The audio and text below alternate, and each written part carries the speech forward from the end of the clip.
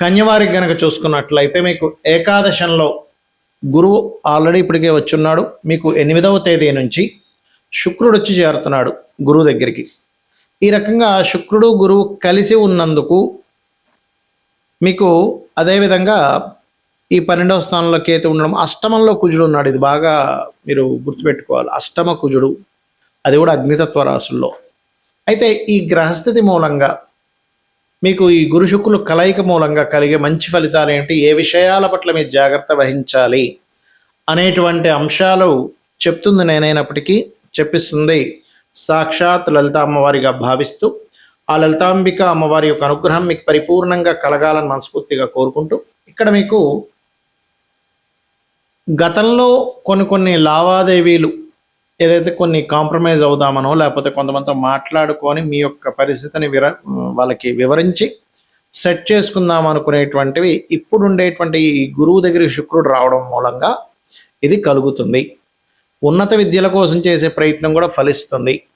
అదేవిధంగా ఇష్టపడిన వారిని వివాహం చేసుకోవాలి అని అనుకుంటారు, కానీ ఒక్కొక్కసారి అది ముందు కదలదు అంత తొందరగా. పంచమాధిపతి షష్టమాధిపత్యం కూడా వచ్చి సప్తమంలో ఉన్నందుకు మీకు అది ఏదో తెలియని డిస్ప్యూట్స్ ఇస్తూ ఉంటుంది. కానీ కొన్నిసార్లు చూడండి, మనం అడగ్గా ఇంట్లో వాళ్ళు సర్లేరని ఇష్టం అని చెప్పని అనేస్తుంటారు. అది ఒక్కొక్కసారి వాళ్ళ జన్మజాతకంలో యోగం ఉండడం వల్ల కొంత జరిగితే, అది ఏ యోగం అనేది వంటిది వాళ్ళ జాతకం బట్టి ఉంటుంది. అంటే వాళ్ళు ఒప్పుకున్నందుకు వాళ్ళు వివాహం చేసుకుని ఇబ్బంది పడాలా లేకపోతే ఒప్పుకున్నందుకు బాగుండాలనేటువంటిది వాళ్ళ పర్సనల్ చార్ట్ బట్టి ఉంటుంది. మళ్ళీ ఆ రకంగా ఎప్పుడైతే శుక్రుడు వచ్చే ఏకాదశంలో కుజుడితో వచ్చి కలిసి సప్తమాన్ని వీక్షిస్తున్నాడో, ఇష్టపడిన వారిని వివాహం చేసుకోవడానికి, ఒక ఇష్టపడిన రంగంలో బిజినెస్ పెట్టడానికి చేసేటువంటి ప్రయత్నంలో పార్ట్నర్స్ నుంచి ఫండ్ రావడానికి ఇది చాలా అనుకూలిస్తుంది.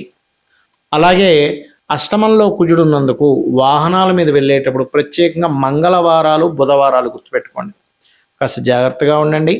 కొన్ని విషయాల్లో ధైర్యంగా కొన్ని నిర్ణయాలు కూడా తీసుకుంటారు. ఉద్యోగంలో కొన్ని మార్పులు కూడా చూపిస్తున్నాయి ఈ అష్టమ కుజుడు ఉండడం వల్ల. ఇక మీరు నిత్యము చేయవలసినటువంటి దేవతా ఆరాధన, వెంకటేశ్వర స్వామి యొక్క ఆరాధన చేయండి. ఖచ్చితంగా మీకు అన్ని విధాలా బాగుంటుంది. ఈ గ్రహాల యొక్క కలయిక అనేటువంటిది గోచారంలో జరిగితే ఒక ఫలితము, మీ జన్మజాతకంలో జరిగితే ఒక ఫలితం అండి. ఇప్పుడు ఇదే గురు శుక్రుడు యొక్క విషయం తీసుకుందాం. మీకు జన్మజాతకంలో ఒక్కొక్క స్థానంలో ఉంటే ఒక్కొక్క ఫలితం ఇస్తుంది గురు శుక్రుడికి సంబంధించింది.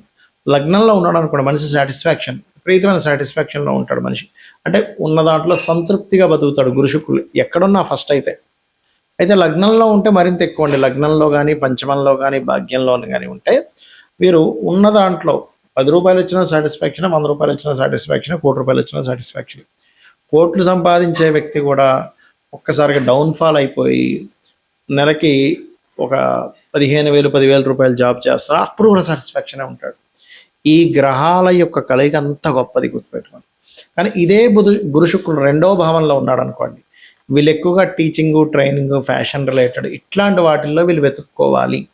మీ పర్సనల్ చార్ట్లో కనుక గురు శుక్రులు ఇద్దరు 2లో ఉంటాయి. అయితే ఇక్కడ మనం అర్థం చేసుకోవాల్సింది ఏంటంటే, మీ ధనాధిపతి యొక్క స్థితి కూడా ఎలా ఉందో చూసుకోవాలి. మీ ధనాధిపతి బాగున్నాడు, 2లో ఈ 2 శుభగ్రహాలు ఉన్నాయి, ఈ లగ్నానికి శుభులు, బాగుంది, కండిషన్ బాగుంది, అప్పుడు వీళ్ళు జన్మించిన కుటుంబంలోనే అభివృద్ధి ఉంటుంది. అదేవిధంగా వీళ్ళు ఫైనాన్షియల్గా ఎప్పుడు ఇబ్బంది పడరు 2లో కనుక ఉంటే. ఇంకా 2వ అధిపతి పూర్తిగా పాడైపోయి రావుకైతే యాక్సిస్లో పడితే తప్ప, ఆ దశలు రాకపోతే తప్ప, దశలు వచ్చాయి ఒక యుక్త వయసులో అంటే చాలా బాగుంటుంది. 3లో ఉన్నప్పుడు ఏమవుతుందంటే కొంచెం వివరణ ఇవ్వడానికి వీళ్ళకి మంచి స్కోప్ ఉంటుంది, అన్నదమ్ములతో కొంత సఖ్యత ఉంటుంది. కాకపోతే 3వ అధిపతిని కూడా చూడాలి. ఎప్పుడు కూడా 3లో ఉండే గ్రహాలు 3వ అధిపతి. దీనివల్ల ఏంటంటే సామరస్యంగా ఏదైనా సరే చాలా నీట్గా మాట్లాడుకొని సెట్ చేసుకోవడానికి బాగుంటుంది ఈ కాంబినేషన్. 4లో ఉన్నప్పుడు మీరు ఇన్వెస్ట్మెంట్స్ చేయడం అనేటువంటిది ఎక్కువ ప్రాపర్టీస్ మీద చేయాలి, విద్య మీద చేయాలి. ఎంత విద్య చదువుకుంటే అంత బాగుంటుంది, ఎంత ప్రాపర్టీస్ తీసుకుంటే అంత బాగుంటుంది. ఖచ్చితంగా 2 ప్రాపర్టీస్ ఉంటాయి, అది కార్లు కావచ్చు, వాహనాలు కావచ్చు, గృహాలు కావచ్చు, ఏదైనా కానీ. పంచమంలో ఉన్నప్పుడు మంచి శుభమైనటువంటి ఫలితాలు, అంటే మంచి సంతానం కలిగిస్తుంది. 6లో ఉన్నప్పుడు మాత్రం గురువులతోని స్త్రీలతోని శత్రుత్వాన్ని ఇస్తుంది. కాకపోతే ఇది కూడా కొంతవరకు ధన యోగాన్ని ఇస్తుంది. కంఫర్ట్ జాబ్స్ని వీళ్ళు వెతుక్కుంటారు. సప్తమంలో ఉన్నప్పుడు మిమ్మల్ని గైడ్ చేసే శ్రీమూర్తి రావడం, మీకు చక్కగా అంటే అందమైన అమ్మాయి లేదా అందమైన అబ్బాయి, చక్కటి రూపురేఖలు, చక్కటి గైడ్ చేసేవాళ్ళు మీ భాగస్వామిగా వస్తూ ఉంటారు. అష్టమంలో ఉన్నప్పుడు అష్టమంలో ఉన్నప్పుడు కొంత ఇన్సూరెన్సెస్ మూలంగా కలిసి వస్తుంది. అంటే ఇన్సూరెన్సెస్ కట్టడం, ఇన్సూరెన్సెస్ ఫీల్డ్స్లో మీరు ఉండడము, పిహెచ్డీస్ చేయడము, ఇటువంటి వాటి మూలంగా, లేదా తాతగారి ఆస్తి మూలంగా కలిసి వస్తూ ఉంటుంది. అయితే ఇక్కడ ఒకటే గుర్తుపెట్టుకోండి, ఆ అధిపతి కూడా ఎలా ఉన్నాడో చూడాలి. భాగ్యంలో ఉంటే దేవత అనుగ్రహం అధికంగా ఉంటుంది. దశమ స్థానంలో ఉంటే teaching, training, fashion related, financial రంగాల్లో మీరు కనుక ఉన్నట్లయితే చాలా బాగుంటుంది. లాభంలో ఉన్నప్పుడు ఇటువంటి రంగాల్లోనే వ్యాపార రంగాల్లో బాగుంటుంది. ఫ్యాషన్ కానీ, ట్రైనింగ్స్ కానీ, టీచింగ్ కానీ, ఇట్లాంటి విషయాల్లో 12వ భావంలో కనుక ఉన్నట్లయితే ఇక్కడ ఇది కొంతవరకు మ్యారిటల్ లైఫ్ విషయంలో ఇక్కడ 12వ అధిపతిని కూడా పరిశీలన చేయాలి. లేనట్లయితే ఒక్కొక్కసారి ఇది ఏమవుతుందంటే 2 వివాహాల యోగాన్ని కూడా ఇస్తుంది. ఇలాగా 2 గ్రహాల కలయిక ఒక యోగాన్ని క్రియేట్ చేస్తుంది, గుర్తుపెట్టుకోండి. ఆ యోగము శుభంగా ఉందా, ఇబ్బందిగా ఉందా, 2 గ్రహాల కలయిక. ఎందుకంటే ఇప్పుడు మనం అంటే గురు శుక్రులు మాట్లాడుకున్నాం. అదే కుజరాహువులు మంచిది కాదు, శనికేతువులు మంచిది కాదు, రవిరాహు మంచిది కాదు.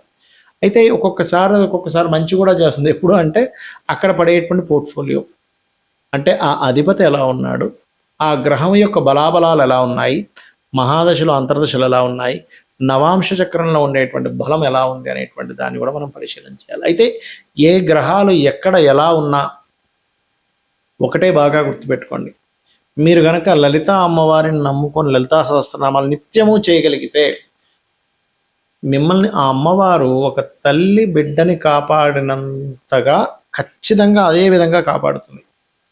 చూడండి, మనం ఈ విశ్వంలో ఉన్న ప్రతి జీవరాశిని చూస్తూ ఉంటాం. ఆ ప్రతి జీవరాశిలో కూడా చూడండి, కోడి ఉంది, తన పిల్లలంతా జాగ్రత్తగా కాపాడుతుంది, గద్దెత్తి వెళ్ళిపోకుండా.